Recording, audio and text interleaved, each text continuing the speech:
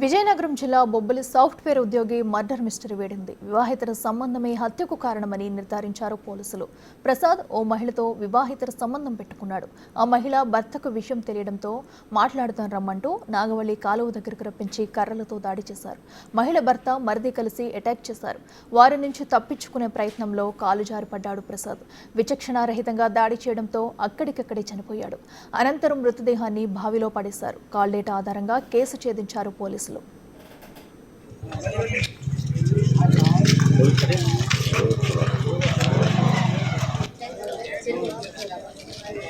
నెమలం village Bobbili sub division Keralam police station లిమిట్స్లో 10వ తేదీన ఒక మర్డర్ జరిగింది. కోనారి ప్రసాద్ అనే అతను ఒక సాఫ్ట్వేర్ ఉద్యోగి, బెంగళూరులో పనిచేస్తాడు. నెమలం విలేజ్ సంబంధించిన అతను 3 రోజుల క్రితం ఊరికి రావడం జరిగింది. వచ్చినాక 10వ తేదీ రాత్రి అతను డెడ్ బాడీ ఒక రోడ్ మీద దొరికింది. ఫస్ట్ అది ఒక యాక్సిడెంట్ జరిగిందని అనుకున్నారు. దగ్గరలోనే ఒక అతని మోటార్ సైకిల్ కూడా దొరికింది. కానీ అక్కడ వెళ్ళి విచారిస్తే అది ఇంజరీస్ క్లియర్గా మర్డర్ లాగా ఉన్నాయని గుర్తించి ఇమ్మీడియట్గా దాని మీద 10వ తేదీన మార్నింగ్ అవర్స్లో దాని మీద మర్డర్ కేసు నమోదు చేయడం జరిగింది. మర్డర్ కేసు నమోదు చేసి దాని మీద బొబ్బిలి రూరల్ ఇన్స్పెక్టర్ నారాయణరావు గారు ఇన్వెస్టిగేషన్ టేకప్ చేయడం జరిగింది. సో ఈ మర్డర్ కేసులో 2 ముద్దాయిలను అరెస్ట్ చేసి ఈరోజు రిమాండ్కి పంపడం జరుగుతుంది. సో దీంట్లో జరిగింది ఏంటంటే, ఎవరైతే చనిపోయిన అతను ఉన్నాడో ఆ చనిపోయిన అతనికి A1 ఎవరైతే ఉన్నారో అచ్యుతారావు వైఫ్తో అతనికి ఇల్లీగల్ కాంటాక్ట్ ఉంది. సో దాని గురించి A1 అండ్ A2 అనే అతను శివకృష్ణ, A1 అండ్ A2 ఇద్దరు బ్రదర్స్, ఇద్దరు అన్నదమ్ములు. సో ఈ A2 ద్వారా A1కి డిసీజ్డ్కి ఆ వైఫ్తో ఇల్లీగల్ కాంటాక్ట్ ఉందని సంగతి తెలిసింది. అది తెలిసినాక వాళ్ళు దానికి సంబంధించి కొన్ని వాట్సాప్ చాట్స్ కూడా చూడడం జరిగింది. అది చూసినాక వాళ్ళ ఈ డిసీజ్ని చంపేయాలని ఒక ప్లాన్ వేశారు.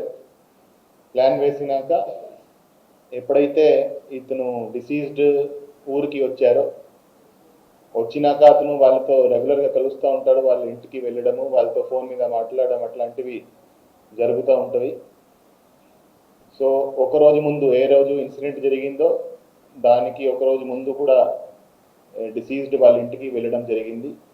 అక్కడ డిసీజ్డ్ వాళ్ళకి చెప్పాడు, నేను రేపు బూరిపేట విలేజ్కి వెళ్తాను, అక్కడ బంధువుల ఇంటికి వెళ్తాను, తర్వాత అదే రోజు తిరిగి కూడా వస్తానని చెప్పడం జరిగింది. ఆ టైంలో A1 అండ్ A2 ఇద్దరు కూడా వచ్చేటప్పుడు మాకు ఒకసారి ఫోన్ చేయండి, మనం అక్కడ బయట పొలాలు ఉన్నాయి, పొలాలు కలుస్తామని వారికి చెప్పడం జరిగింది. సో అతను డిసీజ్డ్ ఆ రోజు బూరిపేట విలేజ్కి వెళ్ళాడు. ఎప్పుడైతే అక్కడి నుంచి రిటర్న్ వస్తున్నారో అప్పుడు ఇతను A1కి ఫోన్ చేయడం జరిగింది. ఫోన్ చేసి నేను వస్తున్నానని చెప్పాడు. A1 సరే మేము పొలాల్లో ఉంటాము, ఆ పొలాల్లో రండి అని చెప్పడం జరిగింది. సో ఇతను డిసీజ్డ్ ఆ పొలంకి వెళ్ళాడు. అప్పుడు అక్కడ A1 అండ్ A2 ఇద్దరు కూడా ఇతనిని చంపే ప్రిపరేషన్తో అక్కడ ఉన్నారు. So first A2 and diseased మాట్లాడుతుండగా A1 ఫస్ట్ ఒక కర్రతో అతను హెడ్ మీద అటాక్ చేయడం జరిగింది. తర్వాత A1 A2 ఇద్దరు కలిసి వాడిని స్టిక్స్తో కొట్టారు, కర్రలతో కొట్టారు.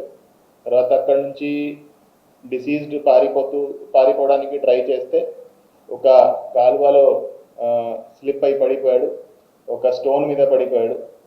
సో తర్వాత స్టోన్ మీద కూడా మళ్ళా వాళ్ళు ఇద్దరు వచ్చి అతను తల మీద అతను జుట్టు పట్టుకొని గట్టిగా దానితో కొట్టడం జరిగింది. దాని తర్వాత మళ్ళీ కర్రలతో కొట్టి అక్కడి నుంచి బాడీను క్యారీ చేసి రోడ్ మీదకి తీసుకొచ్చి అక్కడ పడేశారు. అక్కడ పడేసినాక ఒక అతను మోటార్ సైకిల్ తీసుకొచ్చి కూడా పడేశారు. ఆ మోటార్ సైకిల్ మీద కూడా ఒక కర్రతో మోటార్ సైకిల్ను డ్యామేజ్ చేసి ఒక యాక్సిడెంట్ సీన్ లాగా క్రియేట్ చేయడానికి ట్రై చేశారు. వాళ్ళిద్దరిని ఈరోజు అరెస్ట్ చేయడం జరిగింది. అరెస్ట్ చేసి ఈరోజు రిమాండ్కి పంపడం జరుగుతుంది. ఈ కేసులో స్టార్టింగ్లో ఈ కేసు యాక్చువల్గా బ్లైండ్ కేసు లాగా ఉంది. సో ఈ కేసును ఇంత తక్కువ సమయంలో చాకచక్యంగా మంచి టీం ఎఫర్ట్ చేసి డిటెక్ట్ చేసిన బొబ్బిలి డిఎస్పీ గారికి, బొబ్బిలి రూరల్ ఇన్స్పెక్టర్ గారికి, తర్లం ఎస్ఐ గారికి అండ్ వాళ్ళ టీంకి అందరికీ